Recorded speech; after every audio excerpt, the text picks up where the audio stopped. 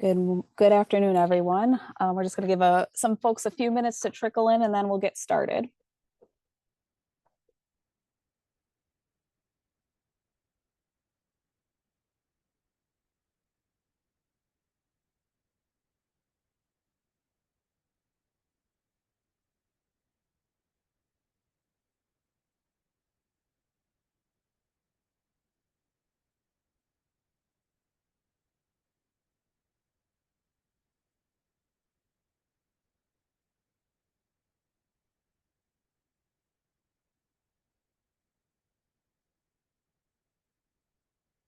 All right, I think we can get started.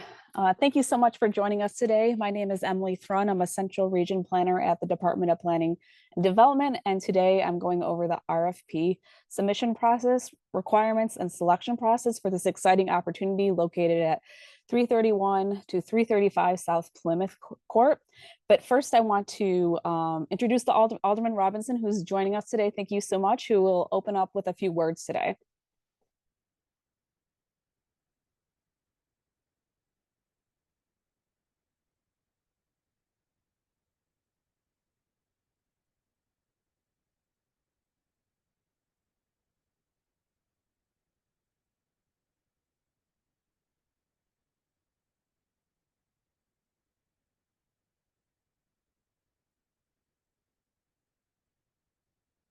Alderman, do you want to get us started with a few words?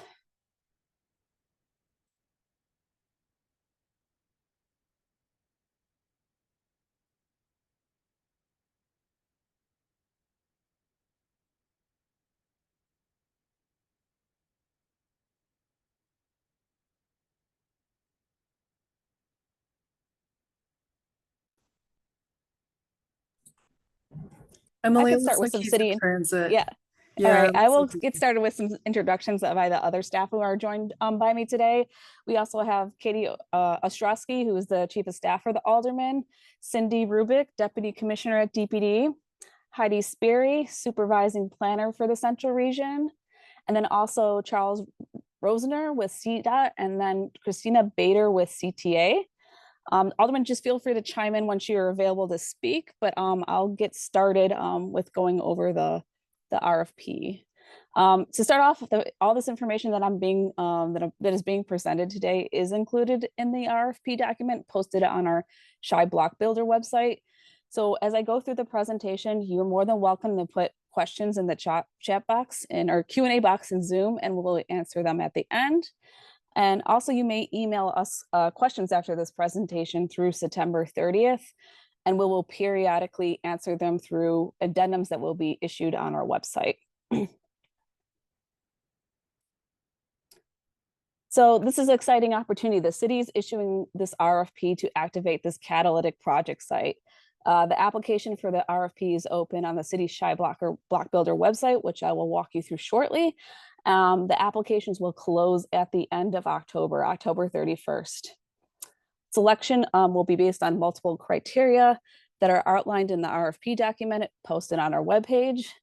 Team responsibilities are also outlined in the document, include site planning, architectural design, securing entitlements for the site, coordinating with any necessary city agencies or departments, attracting acre tenants and marketing to potential users, environmental remediation, and also securing financing. So to download the program guide, you can search DPD RFPs on the city's website, or you can go through a search engine, which will lead you to our RFP landing page. The RFP for the site is listed under pending requests. There you can download the guide and a recent addendum that was recently issued that I will provide more information later on.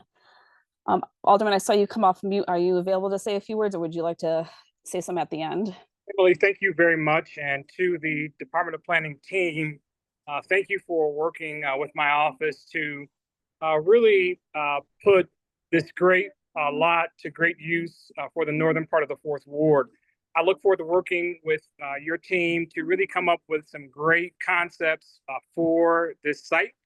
And I appreciate all of the hard work Department of Planning has done on working on this RFP. Thank you so very much. Thank you so much, Alderman, and thank you again for taking time out of your busy schedule, I'm sure, to join us today. We appreciate your time and continue working with you. So to apply for the parcels, you need to go to the Chicago Block Builder website, and to access that, you can click on the guide link on the previous page I showed you, or you can also search Chi Block Builder on the city's webpage. You can enter the address on the website. So right here, I entered 331 South Plymouth, and it popped up on this little map right here, and it shows the 4 parcels that we are selling.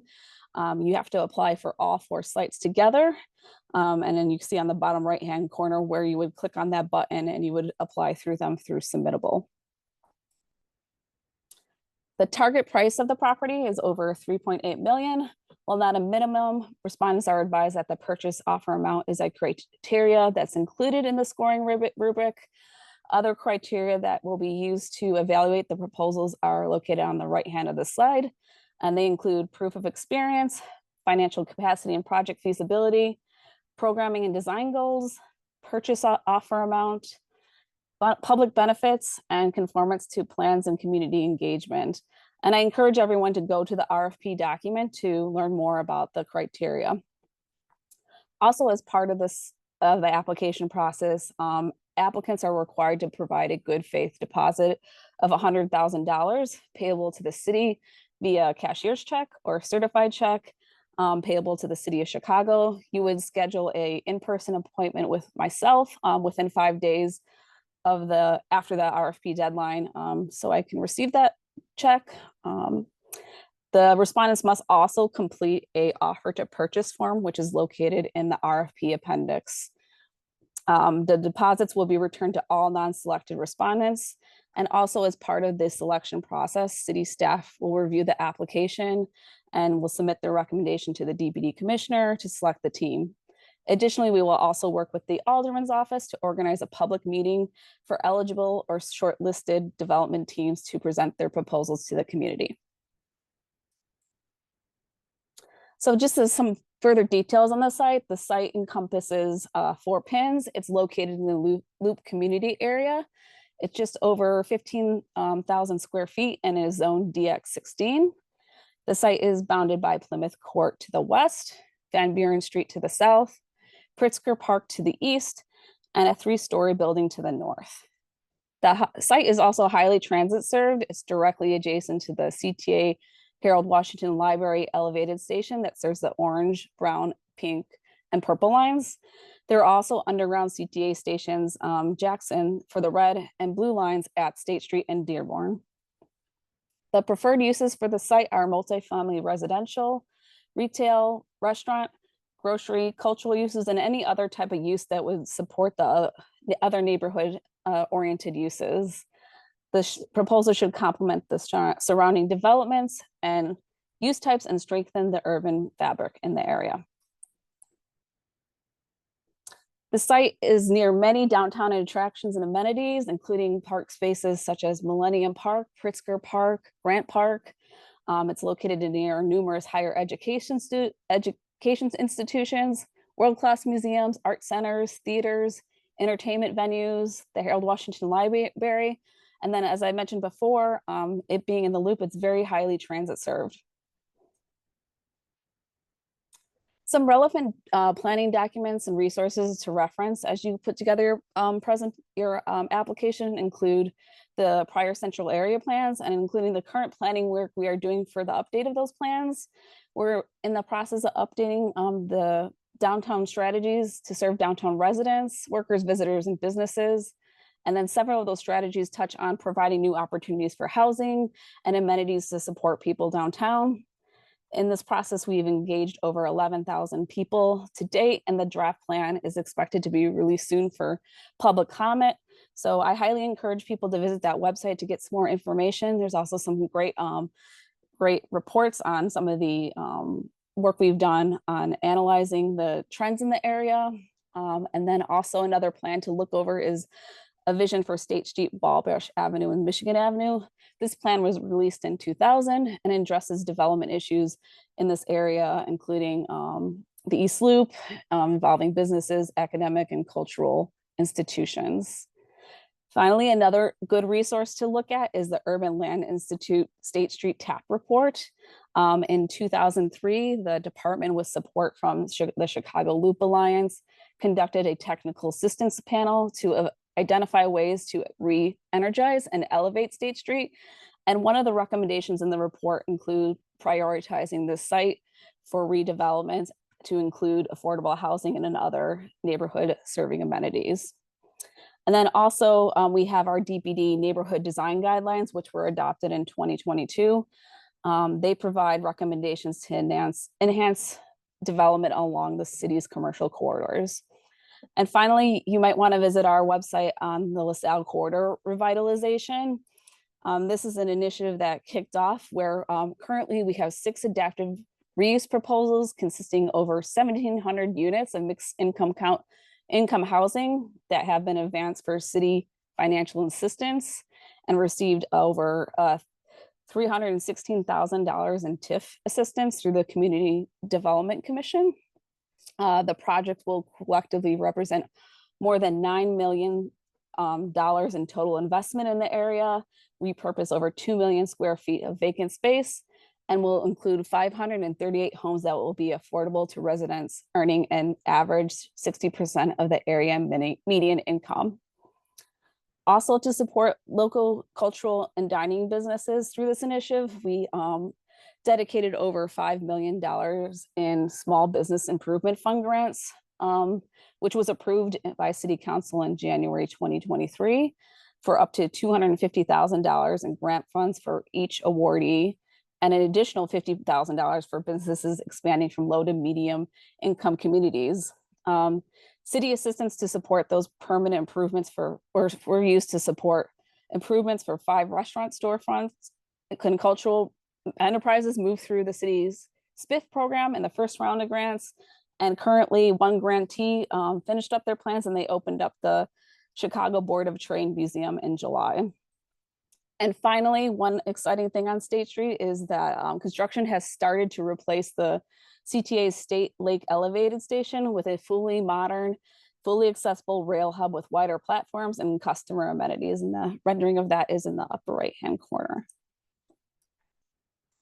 So this site is a relatively rare opportunity for redevelopment. There's not many vacant parcels in the downtown area. The site is located in the Chicago central area where population and jobs have grown between 95 and 14% respectively in the last 20 years. So there's been a lot of growth in this area. And the area added more than 87,000 residents and 75,000 jobs in that time period, which resulted in it being the fastest growing downtown population relative to its national peers. Also, since 2010, more than 60 million square feet of development has been completed or under construction in the central area, and approximately 60% of real estate investment during that period was residential. So we're seeing a lot of residential growth in that time period. Additionally, the area is home to numerous higher education institutes, including UIC, Roosevelt University, DePaul, and Columbia College. More than 31,000 students are enrolled in college or university downtown, and more than 21,000 university students live downtown. So this is just some images that show the context of the site. The site currently contains a 4-level parking garage located on the northern portion of the site that is expected to be demolished by the selected applicant as part of the site's redevelopment. And the next few slides I will go through are some of the design principles that are outlined in the RFP that we are expecting for the redevelopment of the site. Currently, there's a east-west alley bifurcating the city-owned parcels.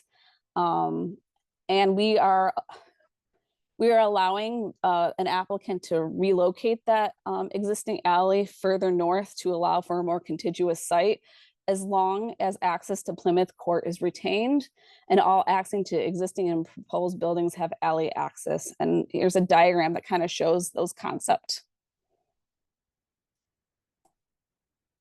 We want to prioritize pedestrian access and safety to the site.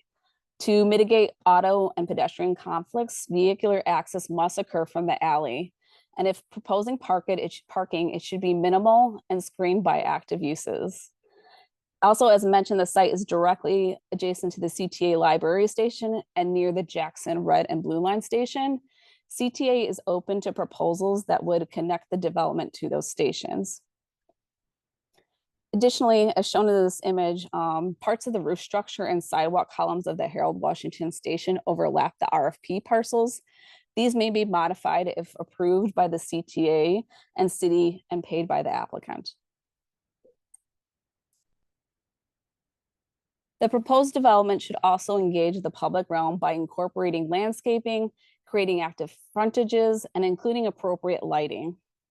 Part of the RFP parcels on the southwest corner are temporarily improved by an extension of the Pritzker Park, which is owned and operated by the Chicago Park District. The redevelopment of these parcels will have near-term impacts to the remainder of Pritzker Park that the selected developer will be responsible to mitigate. Also, although Pritzker Park isn't not included in the RFP, it is expected that bidders include proposed funding for improvements to the park. The design of future park improvements will be coordinated in consultation with the community, the selected respondent, and the park district. All improvements will require the approval of the park district. Also, the proposal should maximize density while remaining sensitive to the surrounding character of the neighborhood, such as providing setbacks as appropriate heights if feasible. The proposal should create active street or building walls lining the sidewalks and facing the adjacent Pritzker Park. And then also facade treatment should avoid creating long blank walls and incorporate high quality materials on frontages visible from the public right of way. With the purchase of city-owned land, this triggers the 2021 Affordable Requirements Ordinance. There are different paths of compliance depending on the type of project, ownership versus rental. The current ARO requires that developers of rental projects provide 20% of the units in the project as affordable housing at a weighted average of 60% of the AMI. I encourage everyone to review that ordinance to understand the requirements and different paths of compliance. Also, some proposals may require establishing a planned development. To understand what triggers a planned development, please review the zoning code. If a PD is required, the proposal must comply with the sustainable development policy. However, I do want to point out, regardless of the PD trigger, incorporating environmentally sustainable features is included as a public benefit in our scoring rubric. Again, I encourage everyone to review the RFP document for additional requirements. And lastly, I want to point out that an addendum for the RFP was issued on our website on August 15th. So please check our website periodically for updates. This addendum covers additional topics such as conditions of acceptance, environmental conditions and disclosure. We plan on posting, hopefully today, links to environmental documentation for the property on our website. And then also just that disclosure also says that the land will be sold as is. And also the addendum covers indemnification and redevelopment agreement provisions. So I want to thank everyone for their time. As a reminder, applications will close on Friday, October 31st. You may send questions to me and they will be posted on our website with answers up until October 15th. And with that, I will open it up for questions. And again, I encourage everyone to enter any questions they have in the Q&A.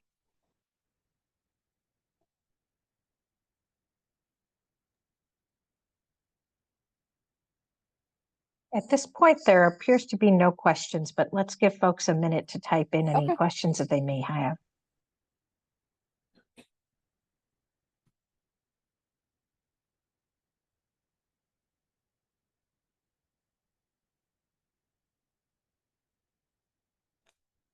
I will enter my email in the chat. So if anyone has any questions, I'm the point of contact for this RFP. And again, I will be posting addendums on our website as questions come up after the fact.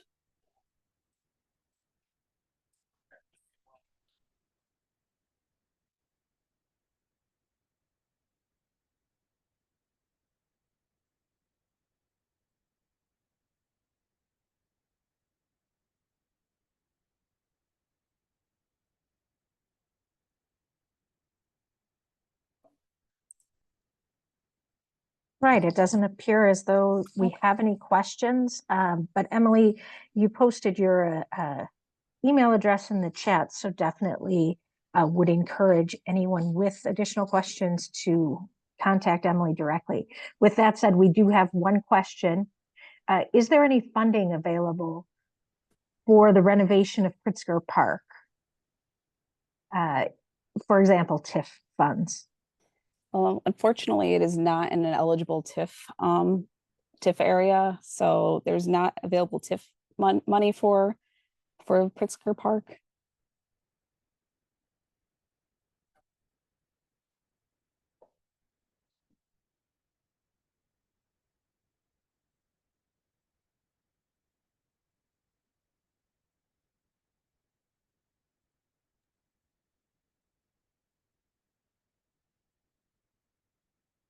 Okay, it doesn't appear as though we have any additional questions.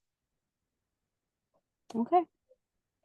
All right. Well, thank you so much, everyone, for your time. Again, I highly encourage you to review the RFP on the website. And then if you have any questions, please feel free to submit them to me and we'll publish updates on our website.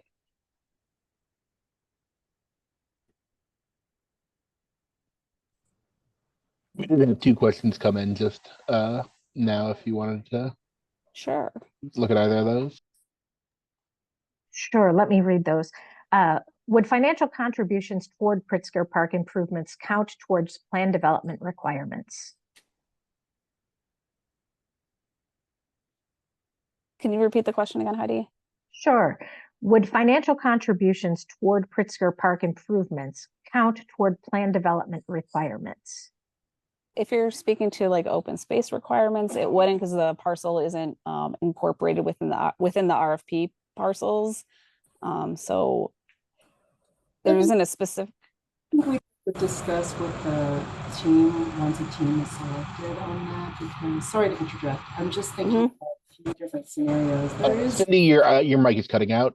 Oh. Sorry, can you hear me now? We Yeah, can. you're good. Okay, sorry. I think we'd have to look into the specific scenario and discuss it further.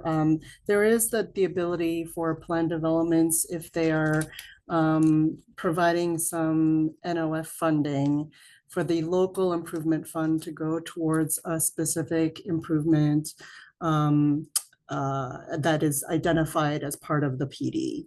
And it could be something that is funded towards a park such as Pritzker Park. So there are options available as part of a plan development process, but that's typically negotiated, you know, after a proposal is selected and as part of a PD review process for any project.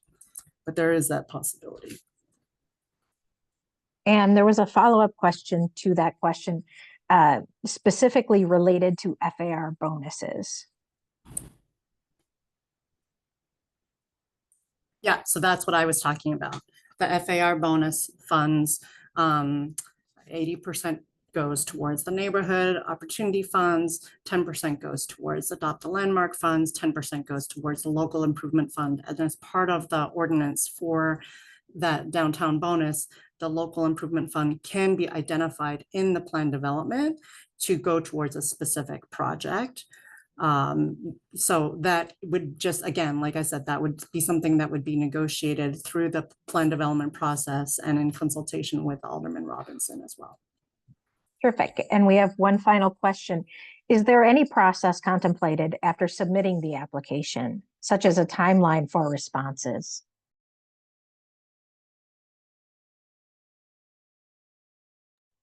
And if I'm understanding this question, it's, do we have an anticipated timeline to for our review of the applications that have been submitted?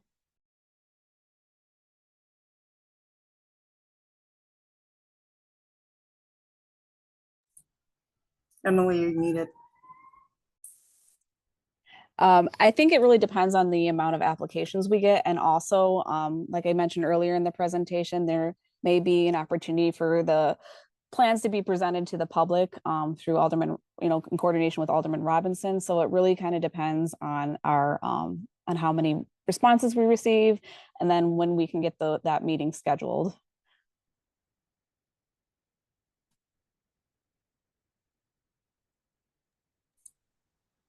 All right. That's the you. end of our questions. Thank Okay. you. All right. Thank you again, everyone. Thanks. Have a good afternoon.